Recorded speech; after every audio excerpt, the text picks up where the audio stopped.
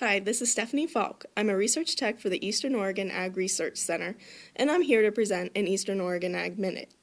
With the beginning of a new year and the approach of spring, another foaling season has arrived.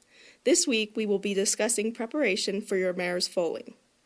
Today's topic is broodmare nutrition. For the first 7 months of pregnancy, the mare's nutritional needs remain relatively unchanged because the fetus does not really begin to grow until the last trimester of gestation. Therefore, her feed does not really need to be changed until she is about 8 months along. At this point, the unborn foal is typically growing 1 pound per day until foaling. The mare will typically consume 1.5 to 2% of her body weight daily and will often need grain and/or fat supplementation to meet her increased nutritional needs. If you are feeding your broodmare straight alfalfa, supplementation with a feed with 10% crude protein will meet her needs. If she is on a grass hay around 7.5 crude protein, it is recommended that you supplement her with a concentrate around 14% crude protein. Mineral balance is particularly critical to the developing foal. Particularly pay attention to the calcium-phosphorus ratio. Mares consuming alfalfa hay diets may need some supplementation of phosphorus to keep the diet at the recommended 2-to-1 calcium to phosphorus ratio. After foaling, she will need even more high-quality feed, as most mares will typically produce 3 gallons of milk per day. At this point, mares can eat up to 3% of their body weight per day. Today's topic is ways to improve the quality of the mare's colostrum. Colostrum is extremely important because it is through the mare's colostrum that the foal gets antibodies, providing the foal with immunity for the first few months of life. There are several things that can be done to enhance the colostrum of a mare. First of all, the mare should have her booster vaccinations about 4 to 6 weeks prior to foaling. This will maximize the antibodies available to the foal.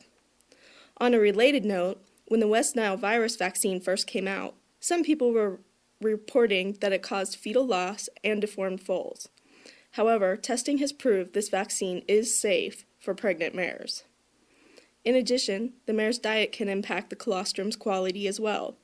Recent research has shown that supplementing vitamins E and C during the last 6 to 8 weeks of pregnancy can increase passive transfer to foals. The addition of fat in a broodmare's diet, as either corn oil, premixed ration, or whole seed supplements, can also improve the quality of the mare's colostrum. Deworming the mare 24 hours after foaling with an ivermectin product can prevent scours in foals. Some parasites can be transmitted through the milk, and deworming can minimize this risk. One of the biggest questions broodmare owners have is, when is she going to foal? Typically, gestation in a horse is 340 days, but can range from 320 to 370 days. Colt pregnancies are commonly 4 days longer than filly pregnancies. Also, mares foaling in the late spring will have shorter gestation lengths than mares foaling earlier in the year. More than 80% of the births occur at night. There are also loads of gadgets to assist in alerting you when time is near. Some of them are placed on the mare and will signal a beeper to let you know when the mare's water breaks or when she is laying flat on her side. The most inexpensive way to predict foaling is by testing a mare's milk for calcium levels. There are tests available for this purpose, or you can use ordinary hard water testing strips. Mares with milk calcium concentrations above 200 parts per million have a 54% chance of foaling in the next 24 hours, an 84% chance of foaling within the next 48 hours, and a 97% chance foaling within the next 72 hours. With levels less than 200 parts per million, the chance of her foaling in the next 24 hours is less than 1%.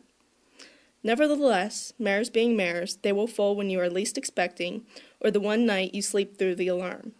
Generally, most mares foal with no problems, but it's nice to be there, especially with maiden mares, in case of any problems. Plus, it's an event every horse lover should get to witness at least once in their lives. This is Stephanie Falck. Thanks for listening.